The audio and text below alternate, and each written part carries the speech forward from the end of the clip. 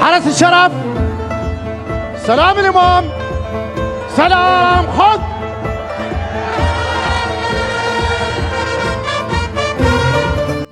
Eegduun Warraaqsa Islaamaa Iiraan tarkaanfii ija jabinaa kan addunyaa raasee ifattii fudhatee jira. Baha Joordaan gammoojjii Azraq keessatti buufata qilleensaa beekamaa tokkotu jira. Iddoon kun wiirtuu ijoo xiyyaarota ammayyaawaa Ameerikaati. Iiraan misaa'elota baalaastikii ta'an dachee sanarratti roobsuun iddoo xiyyaaronni Ameerikaa F-35 itti dhaabbatanii fi godoo suphaa isaanii guutummaatti barbadeessuu ishee addunyaatti labsitee jirti. Haleellaa kanaan xiyyaaronni F-35 sadii Daaraa ta'anii jiru. Iccitii haleellaa kanaa bal'inaan qabannee jirra.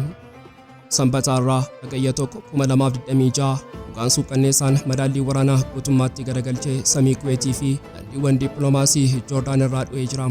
Embaasii Washington kan Joordaan keessa jiru ibsa akeekkachiisaa tattamaa kan seenaa keessatti baay'ee sodaachisaa ta'e baasee lammiileen Ameerikaa dammaqaa eeggannoo cimaa godhaa yoo danda'ame tattamaan naannichaa gadi lakkisaa ba'a yookaan baqachuuf qophaa'a jedhee labsee Kuweetii fi Joordaan dabalatee Ameerikaan maaliif haga kana naannicha sodaattee iccitii isaa bal'inaan ni dhageessu. Ajajaan waraanaa Houthi Yemen inni beekamaan Muhammad al-Ayyaashii dachee Iraaq irratti wareegamee gaaffiin guddichi sammuu hayyoota waraanaa raase garuu ajajaan Houthi Yemen eessaan dachee Iraaq seenee inni Iraaq keessatti maal hojjechaa ture? Iiraan kiyyoota xamaa fi bittinnaa kan seenaa waraanaa keessatti matumaa argamee hin beekne baha giddugaleessaa guutuutti diriirsitee jirti. Yoo haga xumuraatti nu faana turtan iccitii ajaja waraanaa Yemanii hanga Iraaq hooggansa eegdota warraaqsaa jalatti hiriiree jiru bal'inaan ni dhageessu. Qophii keenya laayikii gochuun jalqabaan affeerraa keenya yeroo maraati. Yooyaa Ashamaar Kafunee kabajamtoota dhaggeeffattoota keenya kun Oromiyaa 24 Newsdha. Kanneen chaanala YouTube keenyaaf haaraa taatan subscribe gochuun maatii keenya ta'aa. Qophiin keenya namoota hedduu biraa akka ga'uuf like share gochuun waliif qooduun dagatinaa. Haga xumura qophii keenyaatti turtii gaarii.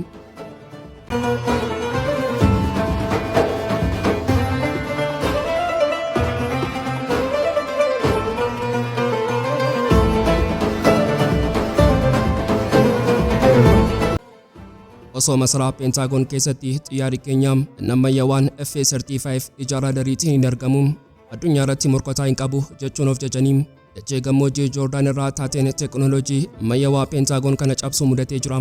Iiraan amma buufata waraanaa qofa osoo hin taane onnee fi of-tuulummaa teekinooloojii waraanaa Ameerikaa isa guddicha irratti xiyyeeffattee jirti. Mee dhugaa dirree waraanaa irraa dho'e kanaam haasaa xillu. Eegduun Warraaqsa Iiraan tarkaanfii ija jabinaa kan addunyaa raasee ifattii fudhatee jira. Baha Joordaan gammoojjii Azraq keessatti buufata qilleensaa beekamaa tokkotu jira. Iddoon kun wiirtuu ijoo xiyyaarota ammayyaawaa Ameerikaati. Iiraan misaa'elota baalaastikii ta'an dachee sana irratti roobsuun iddoo xiyyaaronni Ameerikaa F-35 itti dhaabbatanii fi godoo suphaa isaanii guutummaatti barbadeessuu ishee addunyaatti labsitee jirti. Ragaan Iiraan ifa baastee kun sammuu hayyoota waraanaa kan raasudha. Akka eegduun warraaqsaa ibsetti haleellaa kanaan xiyyaarota F-35 sadii guutummaatti daaraa yeroo godhan kanneen biroo sadii ammoo sadarkaa suphamuu hin dandeenyeen caccabanii jiru. Kana qofas miti ajajoonnii fi ogeeyyiin teeknikaa Ameerikaa buufaticha keessa turan haleellaa kanaan wareegamanii jiru. Gama Ameerikaatiin deebiin kenname ajajaan giddugaleessa Ameerikaa rifaatuun atattamaan miidiyaatti ba'e. Oduun kun sobaa xiyyaaronnii fi loltoonni keenya nagaan jiru guutummaatti madoo hin qabnu jechuun halee jira. Raayyaan ittisaa Joordaanis gama isheetiin dhukaasa walitti fufaa guyyoota afraniitiin misaa'elota Iiraan 5 qilleensa irratti kuffisneerra jedhus garuu akkuma kanaan dura argine dhugaan Ameerikaa yeroo sana soba jettee haaltu ija saatalaayitiitiin torbee tokko yookaan lama booda qullaa dhaabbachuun isaa hin oolu. Miidiyaan dhiyaa yeroo hundaa yeroof dhugaa dhoksuuf yaala garuu dhugaan lafa jalaa ija saatalaayitiitiin dirreetti ba'a. Meegaa fi guddicha haa gaafannu maaliif xiyyaarri F-35 kun xiyyeeffatame? Xiyyaarri F-35 Lightning II kun xiyyaara idilee miti. Inni xiyyaara dhaloota shanaffaa raadarra jalaa kan dhokatu saffisaa sagalee dachaa 1.5 barrisuu fi mallattoo olaantummaa Pentiigoon isa dhumaati. Xiyyaara kana tokkoon isaa oomishuuf doolaara miliyoona 80 hanga 100 baasa. Iiraan xiyyaara kana aggaamii misaa'ela isheetii jala galchitee kan rukutteef sababa guddaa tokkoo fi guyyaa tokko dura Ameerikaan baha Iiraan odola Qishmii jedhamtu irratti manneen jireenyaa lammiilee nagaa rukuttee miidhaa uumtee turte. Haleellaan kun dogoggora yookaan waldhabdee tasaa miti. Kuni waraana xiinsammuu fi tooftaa gowwoomsaa tarsiima waaddiinaa lamsheessuuti. Iiraan xiyyaara kana dhugumaan dhibbarraa dhibba rukutuu baattus waraana kana keessatti dhugaan tokko ifa ba'ee jira. Pentiigoon xiyyaara isaa warra doolaara biiliyoonaan lakkaa'aman baha giddugaleessaa keessatti nagaan tursiisuu akka hin dandeenyee fi baasiin waraanaa kana dugda isaa cabsuu eegalee jira. Ameerikaan teknooloojii olaanaa fiddee gaarreen gammoojjii dhoostii, Iiraan ammoo misaa'ela baalastikiitiin dugdaa Pentiigoon cabsuuf haleelaa jirti. Osoo addunyaan baha giddu-galeessaa keessatti waraanni qabbanaa'eera yookaan daangaa sirriitti beekamuu qaba jettuun of gowwoomsitu. Sanbata Har'aa Hagayya 2026 dhugaan suukkanneessaan madaallii waraanaa guutummaatti garagalchee samii Kuweetii fi daandiiwwan dippiloomaasii Joordaan irraa dho'ee jira. Waraanni Har'aa kallattiin misaa'ela buufata waraanaa irratti roobsuu qofa irratti hin dhaabbanne. Ganama obboroodhaan Kuweet keessatti iyyiinsi waraanaa namoota hirribaa dammaqsee ajajaan raayyaa waraanaa Kuweet ifatti ba'ee haleellaa diroonii Iraan ofirraa qolachaa jirra. Sagaleen dho'insaa dhaga'amu sirna ittisaa qilleensa keenyarraati jedhee garuu dhugaan lafa jiru ibsa kana caalaa xaxamaa fi qaanessaa ture. Dirooniiwwan Iraan kun buufata waraanaa Ameerikaa qofa osoo hin taane kaaba biyyattii keessattuu odola Boobbiyaan irratti wiirtuuwwan mootummaa fi konkolaattota kaampaanii siivilii Daaraa godhan. Maaliif odola bombiyaan rukutan? Ija ji'oopolitiksiitiin odolli kun iddoo daldalaa fi loojistikii tarsiimawaa Kuweet keessatti fakkii guddaa qabdudha. Kaampaaniilee siivilii jedhaman yeroo baay'ee dhiyeessii waraanaa fi loojistikii Pentiigooniif dha'oo ta'anii tajaajilu. Iraan haleellaa kanaan ergaa sibiilaa ifatee tokko dabarsite. Dacheen keessan Ameerikaaf dha'oo yoo ta'e bu'uuraaleen dinagdee fi wiirtuuwwan mootummaa keessanii guutummaatti zoonii waraanaa ta'u. Kuni waraana dinagdee fi xiinsammuu isaa fiixeeti. Iraan biyyoota Arabaa warra nuti giddu-galeessa ofiin jedhan kallattiin dhukkee waraanaa kana keessa galchuun gatii guddaa akka kafalan dirqisiisaa jirti. Garuu dhiphannaan guddichii fi dhugaan madaallii Ameerikaa lafarraa xaa'e Kuweet keessa osoo hin taane handhuura dippiloomaasii Ameerikaa imbaasii Waashingten kan Joordaan keessa jirurraa dho'e. Imbaasichi ibsa akeekkachiisaa tattamaa kan seenaa keessatti baay'ee sodaachisaa ta'e baase. Lammiilee Ameerikaa baha giddu-galeessaa jiran hundaaf dammaqaa eeggannoo cimaa godhaa yoo danda'ame tattamaan naannichaa gadi lakkisaa baha yookaan baqachuuf qophaa'aa jedhee labse. Akkasumas namoonni kallattii biroorraa gara baha giddu-galeessaa dhufan imala isaanii akka eegan dhiibbaa godhee jira. Ameerikaan biyya gooftaa addunyaa ofiin jettu maaliif hamma kana rifatti? Sababiin isaa Pentiigoon dhugaa dhooftu tokko hubatee jira. Iraan sa'aatii 0 eeggachuu dhiistee jirti. Akkaataa fi yeroo isheen itti rukuttu raajuun matumaan danda'amu. Imbaasichi ibsa isaa keessatti sirni Iraan amala isaa tilmaamuun akka hin danda'amne mirkaneesseera yeroo jedhu. Afaan dippiloomaasiitiin Iraan seera waraanaa nuti beeknu guutummaatti cabsitee ija keenya jaamsiteetti jechuudha. Ameerikaan of-tuulummaadhaan waan hundaa dursinee beeknaa basaasni keenya cimaadha jettuun har'a Iraan akeekkachiisa malee tasa nu rukutuu dandeessi jechuun uummata ishee dhiphina keessaa galchitee jirti. Ibsi imbaasii Ameerikaa kun iccitii ji'oopolitiksii guddicha kan biraas saaxilee jira. Waraanni kun baha giddu-galeessaa qofatti hin xumuramu. Ameerikaan akka ifa gootetti Iraanii fi humnoonni ishee buufata waraanaa qofa osoo hin taane dhaabbilee daldalaa, hoteelota, buufata xiyyaaraa fi dhaabbilee Ameerikaa addunyaa guutuurra jiran irratti xiyyeeffachuu danda'u. Wanti hunda caalaa addunyaa raasee garuu daangaan waraanaa kun hagam akka bal'atedha. Ameerikaan Iraan iddoowwan kanaan dura hin tuqamiin kanneen akka Masriillee rukutuu dandeessi jechuun ifa goote. Kuni waraana bishaan galaana diimaarraa hanga gammoojjii Siinaay fi daangaa Afrikaa kibbaatti ibidda bobeessuudha. Akkasumas lammiileen Ameerikaa buufataalee waraanaa Joordaan keessa jiran akka irraa fagaatan akeekkachiisni kennamuun isaa dacheen Joordaan guutummaatti dirree waraanaa ta'uusaa mirkaneessa. Kun hundinuu madaallii waraanaa Har'a kan kufaatii buufataalee gurguddoo jedhamu dhugoomsaa jira. Ogeeyyiin waraanaa Ameerikaa akka amananitti buufataaleen waraanaa gurguddoo biyyoota Arabaa keessatti ijaaruun har'a bu'aa isaarraa balaa isaatu caalaa buufanni guddaan diinaaf galma salphaataa. Iraan dirooniiwwan xaxamaa fi misaa'ilota baalastikii fakkii sobaa qabaniin yeroo buufataalee kana rukuttu Ameerikaan baasii guddaa dhabdee salphatti. Kanaafuu Waashingten humna isaa bittinneessuuf buufataalee xixiqqoo fi dooniiwwan galaanaarraa waraana gaggeessuutti ce'uuf dirqamee jira. Garuu ce'umsi kun biyyoota Arabaa warra waggootaaf haguuggii Pentiigoon jala turan dirree qullaa irratti eegumsa malee isaan hambisa. Waraanni Har'a walitti dhukaasuu bira darbee sarara yookaan gamtaa waraanaa fi nageenya Ameerikaan waggoota 30f baha giddu-galeessaa keessatti ijaarrattee keessattuu utubaa ishee guddicha kan taate Kuweetiin hundeerraa raasaa jira. Ragaan gaazexaan beekamaan Ameerikaa Wall Street Journal saaxilee ija ji'oopolitiksii fi saayinsii waraanaatiin gadi fageenyaan xiinxallu.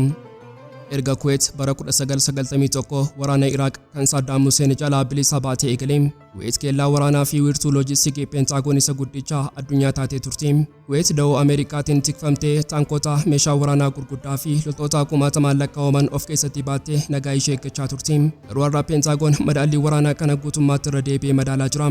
Waashingten loltoota kiyya Kuweet keessaa hidhiisuun qaba jechuun yeroo karoorfatu Kuweet ammoo ijaarsa nageenya Ameerikaa kana ofitti qabachaa gama biraatiin ammoo humna waraanaa ishee babal'ifachuuf ixaan ba'aa jirti. Maaliif madaalliin kun tasaa jijjiirame? Iccitiin isaa dho'insa misaa'elaa fi diroonii Iiraan keessa jira. Iiraan waraana kana keessatti Kuweetiin dirooniiwwanii fi misaa'ilota dhibbaan lakkaa'amaniin rukuttee jirti. Xiyyeeffannoon Iiraan buufata waraanaa qofa hin turre. Wiirtuuwwan elektiriikii, warshaalee bishaan galaanaa qulqulleessan, buufata xiyyaaraa idil addunyaa fi buufataalee doonii gurguddoo kallattiin Daaraa Gootee akkasumas ulaa Hormuz cufuudhaan dhiyeessiin boba'aa Kuweet guutummaatti akka dhaabbatu taasistee jirti. Dhugumatti sirni ittisaa qilleensa Ameerikaa leellaa kan harka caalu qolateera. Garuu kellaa sibiilaa Pentiigoon kun guutummaatti cabuu dhabuu hin dandeenye. Buufataalee waraanaa Ameerikaa mataa isaa irratti haleellaan raawwatameera. Wanti hunda caalaa onnee Waashingitan dhaabee haleellaa bitootessa keessa raawwatamedha. Haleellaa kanaan loltoonni Ameerikaa 6 dhumaniiru. Kuni waraana kana keessatti miidhamaa fi dhiiga Ameerikaa isa guddichaa ture. Suuraan saatalaayitii akka mirkaneessutti buufata boba'aa Kuweet isa guddichaa buufata Al-Ahmadii irraa miidhaan cimaa ga'ee jira. Geopolitiksii keessatti yeroo haleellaan geggeeffamu ilaalchi uummataa fi dippiloomaasiin guutummaatti jijjiirama. Ambaasaaddarri Ameerikaa Kuweet keessaa duraanii Daaglaas Siliimaan dhugaa qaanessaa tokko ifa baase. Akka inni jedhetti haleellaawwan Iiraan kun ilaalcha uummanni Kuweet waraana Ameerikaa biyya isaanii keessa jiruuf qaban guutummaatti garagalcheera. Har'a lammiileen Kuweet waraana Ameerikaa akka ba'aa balaa ofitti harkisuutti ilaaluu jalqabanii jiru. Dhiphina kanarraa kan ka'e Kuweet filannoo haaraa barbaadachuu eegaltee jirti. Dhiyeenya kana Kuweet biyya Paakistaan waliin waliigaltee ittisa waraanaa mallatteessee jirti. Kana qofas miti Kuweet Ameerikaarraas ta'e biyyoota addunyaa biroorraa sirna ittisaa qilleensa ammayyaawaa bitachuuf carraaqqii guddaa gochaa jirti. Ibsi dubbiimaa imbaasii Kuweet Waashingitan keessa jirurraa kenname. Haleellaawwan dhiyeenya kana naannicha irratti geggeeffame hagam xaxamaa fi sodaachisaa akka ta'e nu hubachiiseera. Garuu Ameerikaa waliin hojjechuu itti fufna kan jedhu ture. Garuu xiinxaltoonni waraanaa dhugaa biraa saaxiluun jijjiiramni waraanaa kun murtii Kuweet qofa osoo hin taane murtii Pentiigoonii. Ameerikaan osoo waraanni Iiraan kun hin eegalin iyyuu loltoota ishee Kuweet keessaa hir'isuuf qorachaa turte. Dho'iinsi misaa'ilaa Iiraan garuu murtii kana saffisiisee jira. Ji'oopolitiksii waraanaa ammayyaawaa keessatti buufata guddaa ijaaruun eegumsa osoo hin taane diinaaf galma salphaa dhiyeessuudha. Mee miidhaa dinagdee kanaaf haa madaallu. Kuweet guyyaatti boba'aa baarmiilii miliyoona 2 gurgurti turte. Sababa cufamuu ulaa Hormuziin dhiyeessiin kun ji'ootaaf dhaabbatee kuni dhiyeessii boba'aa addunyaarraa 200 guutummaatti kute. Kana malees Kuweet biyya bishaan dhugaatii argachuuf guutummaatti warshaalee bishaan galaanaa qulqulleessanii fi elektiriikii irratti hirkattudha.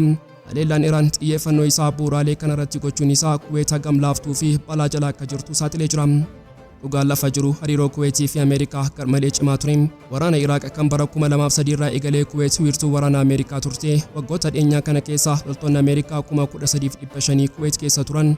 Kun addunyaa guutuurraa Jarman, Jaapaanii fi Kooriyaa kibbaa taanee Ameerikaadhaaf buufata waraanaa guddichaa 4ffaa ture.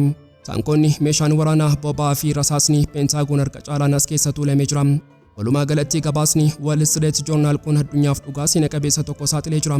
Waraanni Ameerikaa fi Iiraan michummaa Waashingitanii fi Kuweet boqonnaa haaraa fi xaxamaa keessa galchee jira. Buufataalee waraanaa gurguddoo ijaaruu fi loltoota kumaatamaan tuuluun har'a madaallii waraanaa Bahaa Giddu-galeessaa keessatti haguuggii nageenyaa ta'uu irra darbee diinaaf galma ifaa ta'ee jira. Waashingitanii fi Kuweet teekinooloojii misaa'ilaa fi diroonii Iiraan jalaa miliquuf jecha hariiroo waraanaa isaanii guutummaatti bifa haaraan ijaaruuf qarqara hallayyaarra dhaabbatanii jiru. Osoo Pentiigoon masaraa Waashingiten keessa taa'ee Huutiin Yemen keessa jira, hidhattoonni Iraaq ammoo Iraaq keessa jiru jechuun kaartaa ji'oogiraafiin of gowwoomsuun fageenya Bahaa Giddu-galeessaa keessatti iccitiin suukkanneessaan madaallii waraanaa addunyaa garagalchu tokko lafa jalaan qindaa'aa ture.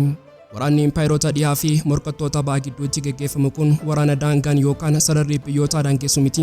Iiraan kiyyoota xamaa fi bixxinnaa kan seenaa waraanaa keessatti matumaa argameen beekne Bahaa Giddu-galeessaa guutuutti diriirsite. Dhugaa dirree waraanaa torbee darbee saaxiluun. Haleellaa qilleensa Ameerikaa fi Saawud Arabiyaan waloon Iraaq keessatti raawwatan hordofee oduun ijaa Pentiigoon jaamse tokko ifa ba'e. Ajajaan waraanaa Huutii Yemen inni beekamaan Muhammad Al-Ayaashii dachee Iraaq irratti wareegame. Gaaffiin guddichi sammuu hayyoota waraana raasee kana. Ajajaan Huutii Yemen eessaan dachee Iraaq seenee? Inni Iraaq keessatti maal hojjechaa ture? Muhammad Al-Ayaashiin loltuu lafoo idileen turre. Inni sammuu fi qindeessaa diroonotaa isa olaanaadha. Waggoota darban keessa wiirtuu hawaa fi qilleensa Iiraan kan Eegduun Warraaqsaatiin hoogganamu keessatti buufataalee iccitiin beekaman Samnaanii fi Kaashaan keessatti leenjii ulfaataa fudhachaa ture. Ajajaan kun dachee Iraaq irra dhaabbatee maaster pilaanii waraanaa qopheessaa ture. Kuni kan agarsiisu Iiraan michoota ishee deeggarsa siyaasaa qofa osoo hin taane guutummaatti waraana daangaa hin qabneen walitti ta'e tokko gooteetti jechuudha. Mee tooftaa gowwomsaa tarsiimawaa isaa Iiraanittiin Pentiigooniin taphachiisaa jirtu kana ilaallu. Dhiyeenya kana wiirtuu boba'aa Saawud Arabiyaa Bahaa biyyattii keessa jiru irratti haleellaa raawwatameera. ragaaleen tikaa akka mirkaneessanitti misaa'elonni fi diroononni kun kan ka'an dachee Iraaq irraati. Garuu waraana kana booda eenyutu itti gaafatamummaa fudhate? Innis Huusii Yamanidha. Hidhattoonni Iraaq ammoo nuti hin dhukaafne jedhan. Kuni dogoggora yookaan waldhabdee miti. Kuni qindoomina kutaa ajajaa waloo kan Eegduun Warraaqsa Iiraanidhaan hoogganamuuti. Kuni Waashingitanii fi Tel Aviv akka isaan diina sirriitti addaan hin baafne bitaa isaanitti galchee qabeenya isaanii iddoo hin taanetti akka guban godham. Akkaataa hayyuun waraanaa Koloneel Muusiin Alqidaar jedhutti waggoota lamaan darban keessaa qofa haleellaawwan qindaa'oon 15 ol kan waliin ta'uun dhukaafaman raawwatamanii jiru. Iraan yeroo Hizbollaan Libaanoon keessatti waraanaan miidhamee fi dhiibbaan Siiriyaa keessatti ishee irra ga'u akka bakka bu'aatti utubaa Iraaqii fi Yaman walitti hidhuun dhiibbaa kana ofirraa qolatti. Maaliif Iraaq filatamte? Iraaq buufata waraanaa qofa miti, isheen handhuura loojistikii fi riqicha morkattoota baati. Akkaataa Asiim Al-Mujaahidiin inni xiinxalaa dhimma nageenyaa ta'e ibsutti Iraan tarsiimoo waraanaa isa ammayyaawaa kan neetwoorkii giddu-galeessaa hedduu qabu hojiirra oolchitee jirti. Tarsiimoon kun Pentiigooniin akka dugdi isaa cabu godhee jira. Ameerikaan waraana kan loltuu giddu-galeessaa ajajaa tokkorraa ajaja kennuudhaan yoo wiirsuun ajajaa sun dho'e humni waraanaa Ameerikaanii bittinnaa, Iraan garuu ajajaa bittinnaa uumtee jirti. Teheraan irraa ka'ee Baagdaad qaxxaamuree Beeyruut irra taree hanga sanaatti neetwoorkii ijaartee jirti. Ajajaan tokko yoo du'e inni biraan hiikaa gareen tokko of danda'ee dhukaasuu danda'a. Garuu hundi isaanii kaayyoo tokkoof odeeffannoo fi teekinooloojii wal jijjiiruu kuni impaayirota dhiyaatiif dhukkubaa qoricha hin qabnedha. Iraan waraana daangaan malee geggeessiti. Ameerikaan ammoo daangaa eegdee morkatti. Waggaa 10 dura Iraanii fi Huusiin Yaman deeggarsa siyaasaa qofa waliif godhuu turan. Har'a garuu teekinooloojii wal harkaa fuudhu. Ajajoonni isaanii Iraaq keessatti waliin leenjii fudhatu. Waliin misaa'ela hidhanii dhiibbaa Ameerikaa deebisu. Osoo Ameerikaan baha giddu-galeessaa keessatti rooba boombii roobsituu fi qabeenya ishee miiliyoonaan fixxu, Iraan ammoo waraana bittinnaa kanaan diinota ishee kana jibaachisaa jirti. Egaan kabajamtoota dhaggeeffattoota Oromiyaa 24 News qophii guyyaadhaaf qabannee dhiyaanne asumarratti godhamaa. Kanneen chaanala YouTube keenyaaf haaraa taatan subscribe gochuun maatii keenya ta'aa. Qophiin keenya namoota hedduu bira akka ga'uuf like share gochuun waliif qooduu hin dagatinaa. Egaa xumura qophii keenyaatti waan nu faana turtaniif galatoomaa.